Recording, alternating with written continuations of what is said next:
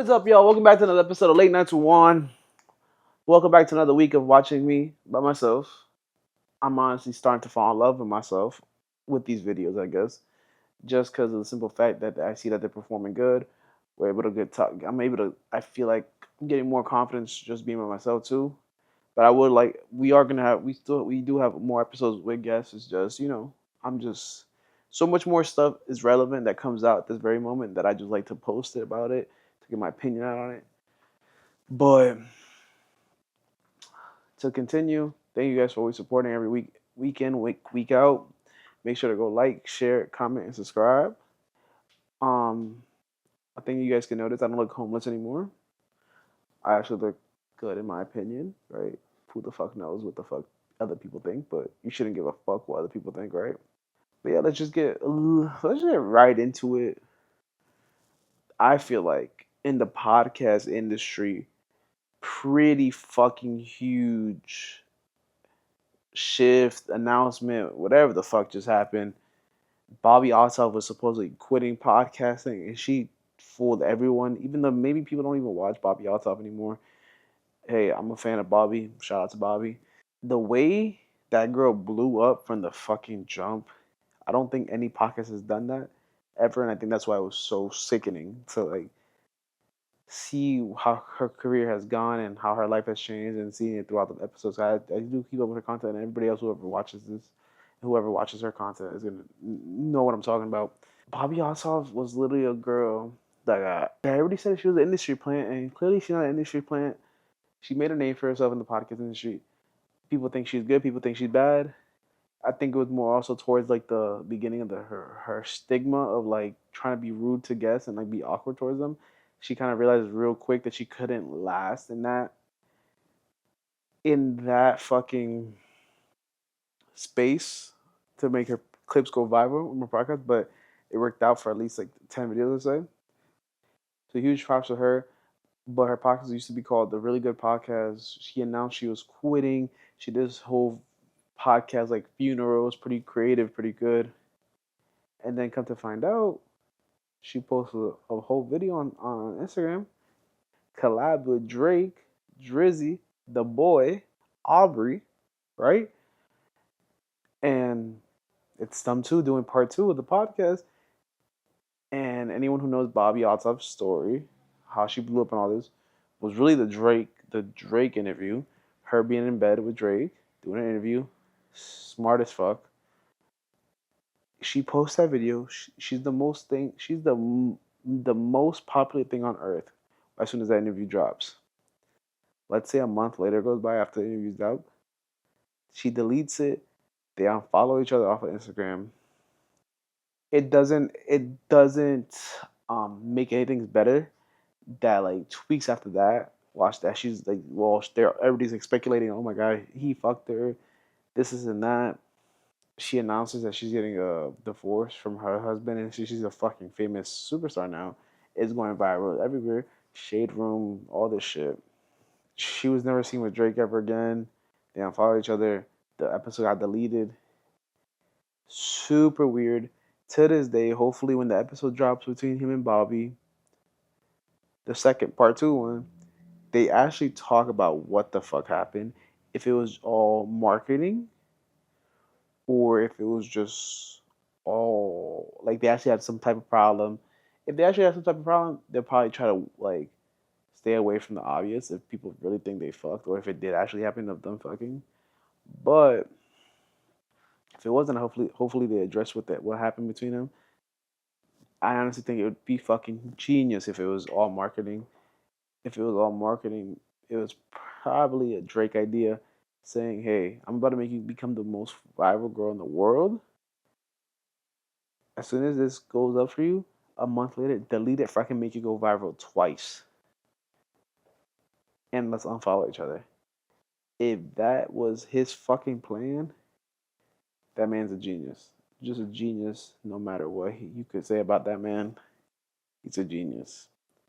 Salute to them.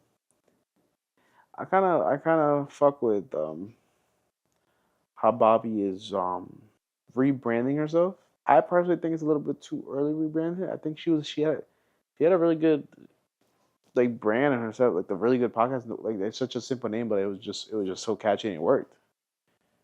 But who knows? Maybe she'll make it work at this time even more. But hey, I think that's the hugest thing right now in the podcast space right now going on. But me seeing that motivates me because I'm like, damn, like we gonna get there one day. You know what I'm saying? Biggest fucking thing that goes down. Oh my god.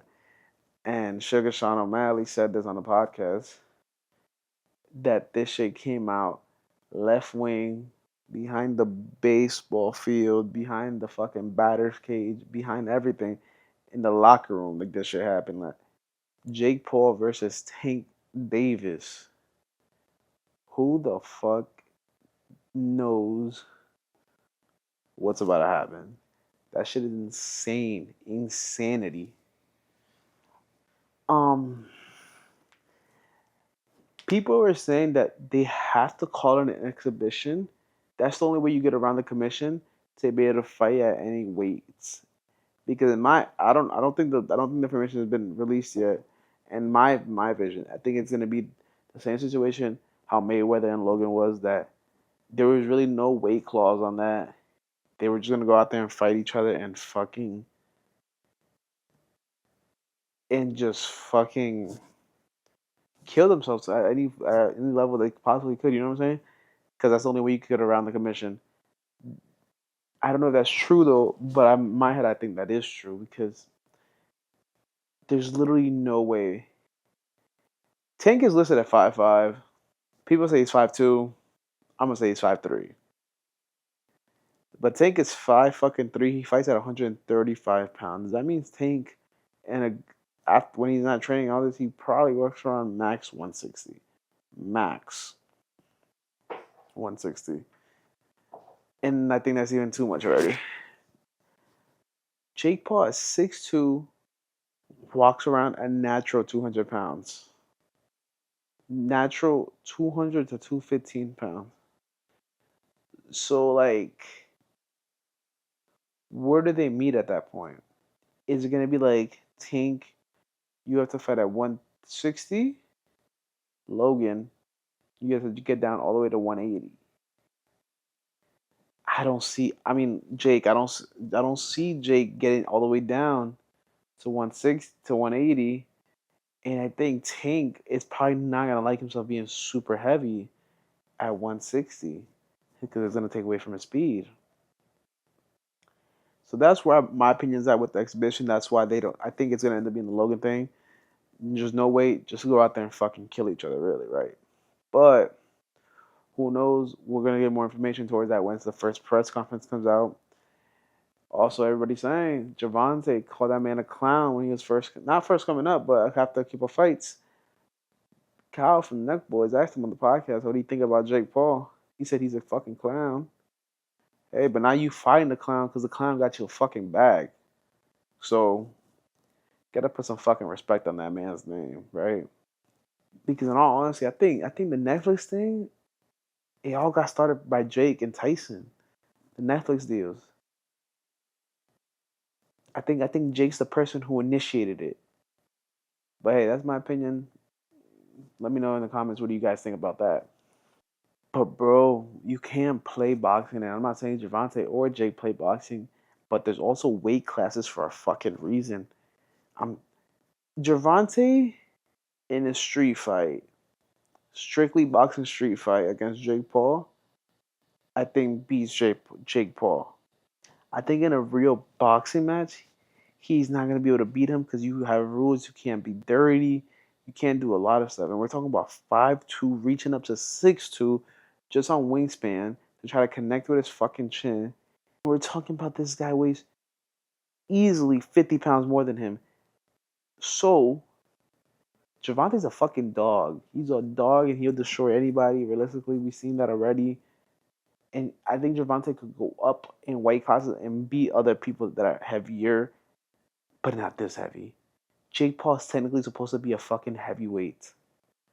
It's too much. I think it's just too much, and I think it's gonna surprise everybody. I don't think Jake Paul is like a for sure knockout, all this and stuff.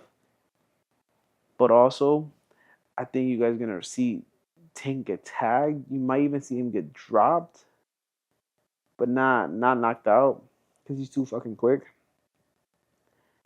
But I wouldn't doubt in my fucking head. Jake's lands some punches, some heavy hits. Jake Paul lands some heavy fucking hits. He's gonna knock out Tank Davis. He will knock out Tank Davis if he lands heavy hits on him. Gervonta Davis will knock out Jake Paul by getting him tired and just going to the deep ends with him. I think that's the only way. That is the only way, and a whole lot of body shots. All my respect to Tank Davis and Jake, though. A lot of people hate on Jake because they don't consider him a real boxer. That motherfucker knows how to fight. That's for sure. So he's a real boxer. It's just he's not fighting the boxers that everybody wants him to fight. Point blank. Period. Tank Davis, everybody's hating on him too, because everybody's saying he's gonna go get the bag now and he wants to retire and all this shit. Let the man do what he wants to fucking do. He's probably gonna get if Jake Paul got paid around $35 million for the Tank fight for the Tyson fight, he's gonna get paid around 25 to another $35 million for the Tank fight because that shit is gonna be insane. No one's ever seen it. So no one's ever done anything what he's doing right now. So that's why I leave Tank Davis and Jake Paul at. I think it's gonna be a huge fucking fight, and I am gonna have a panel once a fight. It's about to come around the corner, and then we're gonna drop the episode right after the fight because that's what I'm gonna tell Brian to do. But I am gonna have a panel of opinions of other guys that know boxing, just for we can see where this goes, right? Since we're on the topic of still fighting, let's just get to the fucking most destructful fucking event of this past weekend, I think, and it's fucking sad to see. And I'm gonna say my comments for real, honestly. Raw Jackson, son of UFC legend Rampage Jackson, goes to not even a WWE event. He goes to a wrestling event where a wrestler before the show even starts saw Raja with lights, camera, recording, live streaming on Kick, and going up to him, and the wrestler hits him on the side of the head with a beer. Completely wrong. Completely wrong what he did right there. 100% fault. If right there Raja would have done what he did in the ring to him, nothing would be happening right now. But you know where the fuck this is all fucked up right now? So he slams the beer on him. They cool off Raja. The wrestler who did that is able to have a conversation with Raja after he calms down and cools off, and he gets explained what the fuck the wrestler thought was going on. He lets him know, hey, I'm sorry. I thought this was a part of the act. I saw a camera. You were coming up to me, looking at me all mad. I thought this was a part of the thing, about a part of the show. They apologize. They shake hands. They're laughing. Everything's all good. Even the wrestler, if you see it on the clip, he's like, when he saw Raja a little bit too mad, when they slammed the beer on him, he like whispered, why, like, this is for the show, right? Like, he whispered it. Like, you gotta go back to the clip and listen to it very clearly. He was like, hey, like, this is for the show, right? Like, don't, like, you look really mad type situation, right? So after that, he apologizes. This is just really hard. And I think it's been super hard for everybody whoever's fucking seen the video, it's been super hard to fucking see for everybody. It's not fucking fun to see anybody end up like how the poor guy did. This guy's a retired veteran battling with anxiety, with demons in his head because he doesn't know how to get back into social, real world life situations. So wrestling was a hobby. That man looked like he was about 6'5", 300 pounds. Doing wrestling, probably around 45 years old. This is where it gets bad. The wrestling event starts. Raja's still live streaming. And I think this is where he's a fucking dumbass and a loose fucking cannon that he needs to find help and resources behind this. I'm not saying that's jail time, but if that's what it is, that's what it is. But you need to find resources and help. I think he was letting the chat get to him because the chat's probably calling him a fucking bitch, a fucking pussy, all this shit. Talking about why aren't you gonna do anything about it? So and then this dumbass motherfucker on live stream while he's watching the event, while he's watching the guy wrestle, he just apologized to. They just apologized. He's like 50 gifted or 100 gifted and I'll go ahead and knock him out. Point blank period, papa. That's has to be some type of case. You're caught right there. Automatically. There's no way around that shit. This fucking disgusting of a fucking human being just gets up like he owns the fucking place. Swipes his fucking little body through the fucking ring. Picks up a 365, 45-year-old man like he's nothing. Because if one thing we definitely were able to tell, that motherfucker's strong as shit. Because he picked up that man like he was a fucking noodle. I'm going to be real with you. And he has him in his legs. And all you fucking could see is him slam him down like if you were slamming down a fucking like baby on your shoulders. That's how strong he looked. He literally slammed him and automatically, because he's not a professional wrestler either. He's not a professional wrestler in that industry. He's a professional wrestler in the UFC or in the MMA career that he didn't have. You could clearly tell that poor man fucking knocks the fuck out off of that slam because his head just hits the fucking the apron automatically. There were like you just see his head hit the fucking ground and his body just spread out. And this once again piece of shit of a man got at least 20 fucking punches on him after him being out cold concussed. So you're telling me you knocked him out once and you were able to probably knock him out another 15 fucking times. I think you need help. I think you need help, and you're also a fucking dumbass bitch for letting a fucking chat to get to you. And you could fucking tell, bro. You could tell. We all know these type of people in our lives. We always have these type of friends that are just crash outs and they're fucking idiots.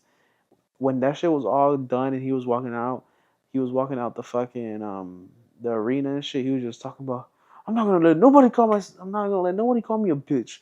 I'm not gonna let nobody call me a bitch. Bitch, you are a bitch.